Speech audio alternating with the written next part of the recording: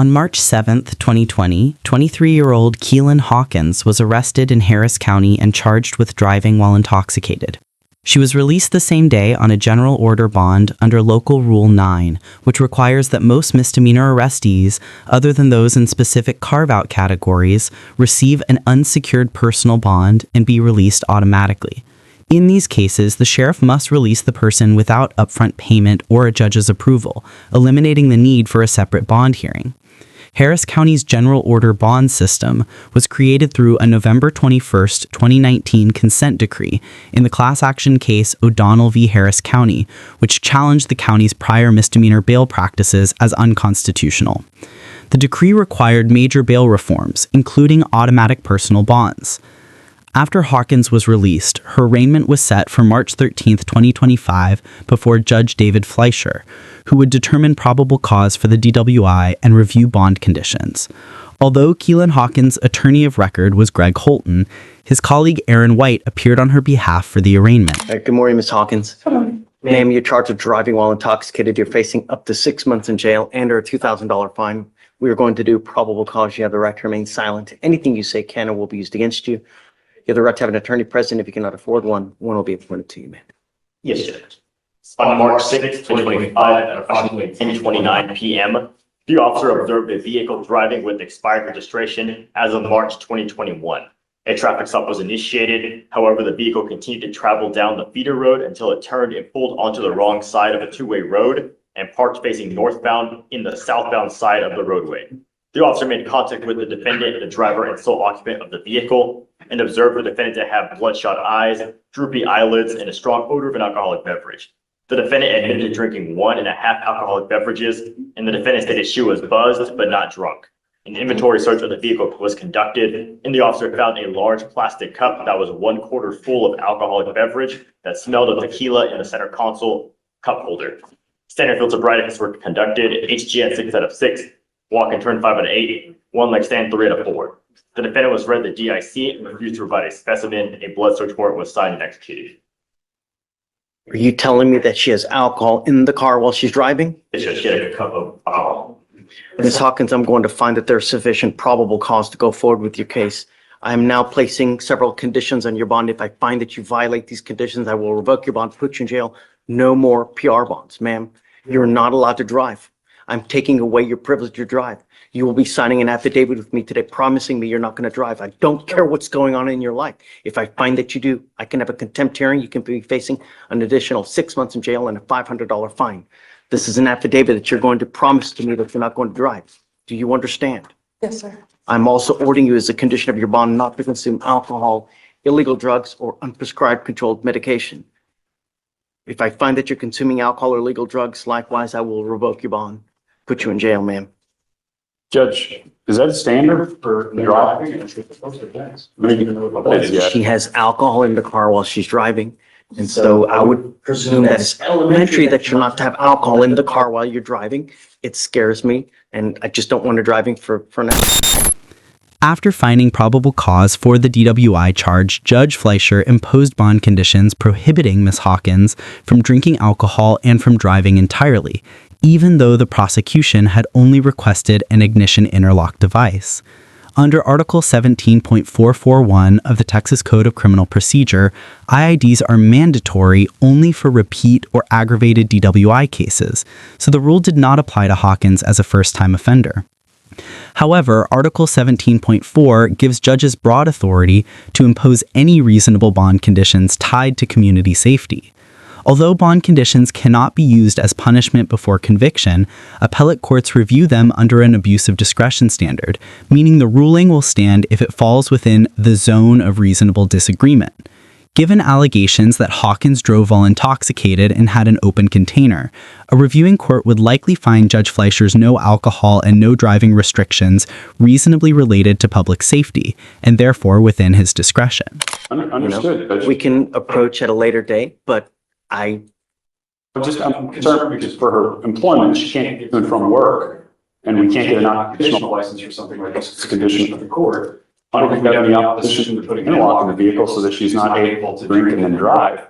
But it just seems like no driving at all seems a bit harsh for a first offense. We don't even know what the blood is at this point. Get it? but she has alcohol allegedly in the car while she's driving, one would presume that that's a humongous no-no, you know? And I want her to appreciate the privilege it is to drive. It's not a right. It's not a right. It's an absolute privilege. Judge, if I may, what would be the conditions under which she's able to come back and get permission from the court? At what time frame? I need to know that she understands and appreciates the privilege, you know, be proactive. It's not forever, Aaron, you know, but I want her to understand that it's a privilege, it's not a right, and it's something that people should take very seriously. Later date. I mean, is there something we can do? Because, you know, if it's something that you'd like her to do while on bond to make sure that she's, you know, addressing the issue, I mean. Be creative, be proactive. I want to know that she appreciates it, and I'm all ears, you know? But it's something that I've seen more and more, you know, where there's alcohol in the car, and I would presume that you would know, especially at this age, that, you know. Well, to be fair, Judge, the allegation is that she violated the law. The presumption is that you would know not to violate the law, period. I personally don't think that the fact that there is possible alcohol in the car, I don't think it's been tested, but it just seems like no driving at all seems like a harsh penalty for someone who's never been arrested before, no criminal history. These are allegations. There's a blood draw pending. According to the dim summary, she had 1.5 drinks. It's certainly possible her alcohol level comes back below the legal limit. Mr. White asks Judge Fleischer to allow limited driving so Ms. Hawkins can travel to and from work, but the judge keeps the no driving bond condition in place. It's important to note that bond driving restrictions are separate from Texas's administrative license suspension process.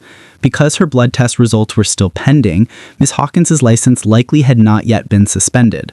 Still, under Article 17.40 of the Texas Code of Criminal Procedure, Judge Fleischer had broad discretion to prohibit her from driving entirely or to later grant limited work-related driving. If her blood results later showed a BAC of 0.08 or higher, the Department of Public Safety would suspend her license under Transportation Code 524.12. At that point, even if her bond conditions allowed driving, she could not legally drive unless she obtained an occupational license under Section 521.242, which permits restricted driving for work, school, or essential household needs. And if that takes 90 days to get those lab results and come back and get this taken care of, she's not driving for 90 days. I'm not saying that long, Aaron. I just want some kind of proactivity that I know that she appreciates, come back and, you know. And just Hey, for you know. fixed purposes, so I can convey this debate. What's proactivity to the court? Just be creative. Okay. Be creative. And, you know, several weeks, come back and we can talk. But it's a privilege. It's not a right. And it's something that we take very seriously. Every single day, someone dies from a DWI in our county. Every single day. And we need to ensure that it's taken seriously, you know? I'm not asking for much. And once we know that there's appreciation, then let's talk again. Mr. Holden informs Judge Fleischer that Ms. Hawkins's blood test showed a BAC of 0.13 above the legal limit of 0.08. How's it going? Oh, good. Thank you. How has it been not tough, isn't it? Yeah. Sucks. Living in a city as big as Houston without the ability to drive blows. You know, and the only thing that I'm trying to get to you is to understand that it's a privilege. It's not a right. You know, every single day on our streets, someone is dying from some kind of alcohol-related collision. That's what we're trying to impart to you here, to take it seriously. It's not a joke, you know, and the last thing I want is for something like that to happen here. You understand? All right. I'll take off the restriction. Okay. What does she have now? I want to make sure that she has an interlock for now, just for a limited time. Judge, if I could speak to that briefly, Sure. just to reassure the court that she fully understands the court position. I had her research and write an essay on alcohol-related accidents and fatalities. We can turn that in and take a decision-making course. Her case is a stop for expired registration, no accident. You got the blood this morning, it's a 1-3. She has no criminal history. So I would ask the court that to use this, the research she's done in the 28 days without driving at all to understand that she gets it. And if we can not have the interlock, as would have been if she didn't have an open container, that we proceed further and let us do the work of getting the discovery forward. Okay. I can turn both those in. I want you to know, I will act to your lawyer, but if I find that you're using alcohol, I'm going to blow a gasket. I'm really just going to lose it. Just don't. That's all I'm asking you to do. Do you understand? Yes. Okay. I'll take a look at this. I'm going to acquiesce to you. Thank you, Judge. Just don't. Life is too short to spend the next month in a 6x9 bond. Despite this, Judge Fleischer removes the no driving bond condition and, at Mr. Holden's request, chooses not to require an ignition interlock device. Still, because her BAC exceeded the legal limit, her license was almost certainly subject to administrative suspension, meaning she could not legally drive unless she obtained an occupational license or successfully challenged the suspension. Since the administrative license revocation process is separate from the criminal case, it was not addressed at this hearing. As of this episode's writing, Ms. Hawkins' DWI charge remains pending. This case shows Judge Fleischer exercising the broad discretion Texas law gives judges when setting bond conditions. He initially barred Ms. Hawkins from driving and from consuming alcohol, even though the state requested only an IID, and then later revisited those conditions once more information became available. Bond conditions serve as safety measures that allow defendants to remain free while their cases are pending. Some may view the initial restrictions as overly harsh given the limited information available at arraignment, while others may see them as prudent temporary safeguards. Either way, Texas law grants judges wide authority to impose reasonable safety-related bond terms, making the initial driving ban almost certainly lawful. Let us know if there's a case or courtroom interaction you'd like us to cover. Thank you for watching, and don't forget to subscribe and share to help foster a more informed society.